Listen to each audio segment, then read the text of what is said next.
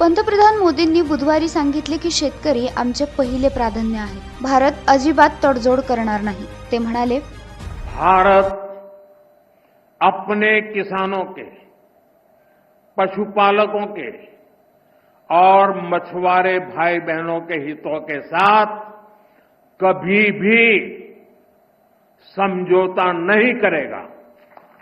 और मैं जानता हूं व्यक्तिगत रूप से मुझे बहुत बड़ी कीमत चुकानी पड़ेगी, लेकिन मैं इसके लिए तैयार हूं। पंतप्रधान मोदी गुरुवारी दिल्लीत आयोजित MS स्वामीनाथन शताब्दी आंतरराष्ट्रीय परिषदेत सहभागी झाले होते.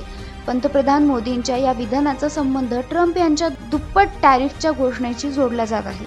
भारतातून अमेरिकेत पाठवल्या जाणाऱ्या वस्तूंवर 25% कर आकारले जाईल. 25% अतिरिक्त शुल्क 27 ऑगस्ट पासून लागू होईल. यामुळे अमेरिकन बाजारपेठेत भारतीय वस्तू महाग होतील. दिव्य मराठी रिपोर्ट.